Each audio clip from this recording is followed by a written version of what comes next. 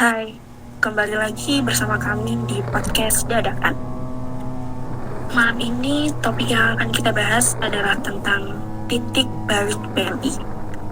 Sebelum itu, perkenalkan, aku Putri sebagai host pertama dan temanku Ayin sebagai host kedua.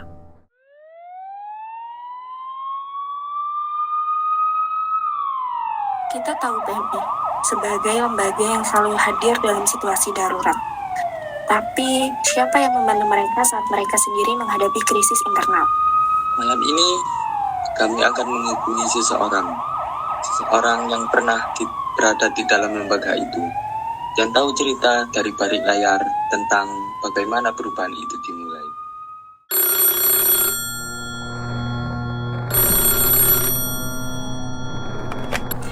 Halo, selamat malam.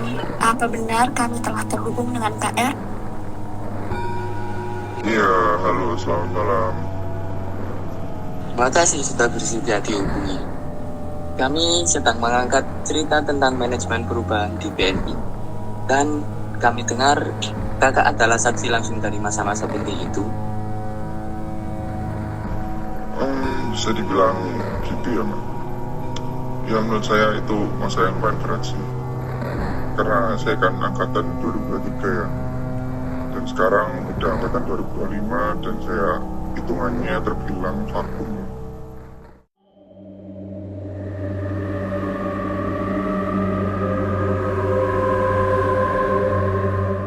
Boleh diceritakan, Kak, apa sebenarnya yang terjadi saat itu? Kenapa PMI merasa harus melakukan perubahan besar untuk saat itu? Menurut saya bukan PMI yang merasa harus melakukan perubahan besar, tapi justru dari relawan-relawannya. Karena mereka merasa ya adalah ulah dari satu oknum yang membuat mereka dan saya sendiri itu tertekan. Secara kan kita itu kerja sebagai relawan ya kan. Jadi kita harus punya hak juga lah buat bersuara. Nah itu yang membuat adanya perubahan. Tapi lebih di tahun yang berikutnya, bukan pada saat tahun saya. Apakah perubahan itu datang dari atas atau dari desakan para anggota? Pertanyaannya bagus, Mas. Jadi perubahan itu berasal dari desakan para relawannya. Kenapa? Karena ya itu tadi, karena ulah satu oknum yang membuat kita sebagai relawan itu nggak betah gitu. Jadinya banyak yang memutuskan buat keluar juga, tapi juga ada yang bersuara. Maka dari itu, suara dari orang yang tersisa itu tadi membuat PMI itu berubah. Gitu sih.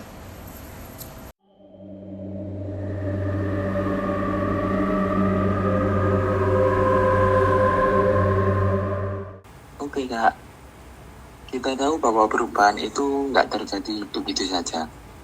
Apa yang pertama kali dilakukan oleh para relawan saat menyadari mereka perlu untuk berbenah? Oke.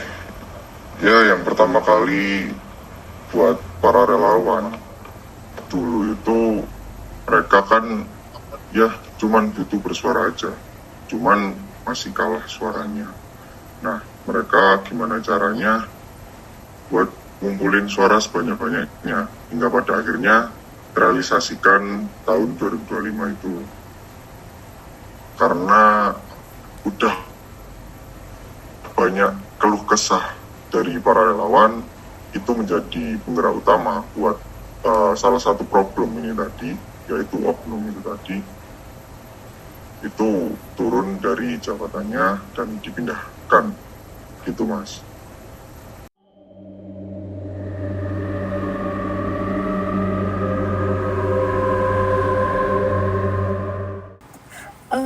Kalau boleh tahu nih, Kak, siapa tokoh penting di balik semua ini? Siapa pemimpin yang mendorong perubahan ini?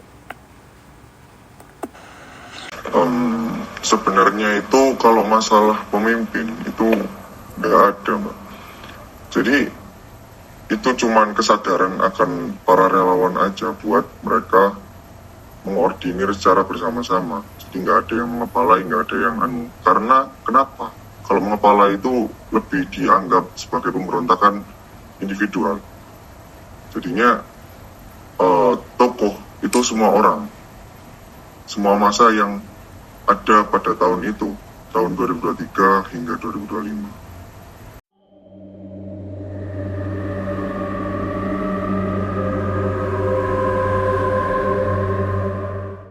Oke Kak, baik.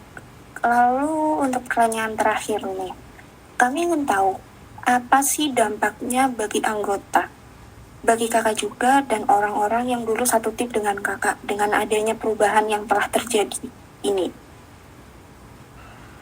Oke, jadi dampaknya itu ya, Mbak, para relawan itu mulai berani buat bersuara, mulai berani juga buat mereka itu bertindak. Karena yang sebelumnya itu terbatas. Terbatas kenapa? Terbatas karena ulah dari oknum itu tadi, yang membuat mental para relawan itu mungkin down ya. Jadi dampaknya mungkin itu bisa efektif banget sih Mbak, karena ya itu tadi.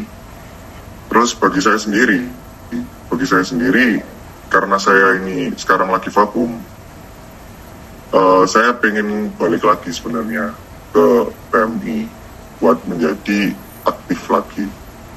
Dan mungkin orang-orang satu tim dengan saya dulu itu udah mengajak saya ya buat kembali lagi, karena ya oknum itu tadi sudah nggak ada gitu Kak.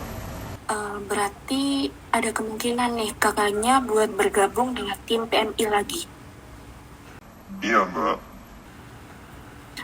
Oke. Kalau begitu, terima kasih kepada KKR karena telah berkenan bergabung dengan kami. Kita akhiri podcast untuk kali ini. Sekian, terima kasih kepada para podcaster yang telah mendengarkan podcast kami. Dan sampai jumpa di podcast dadakan selanjutnya.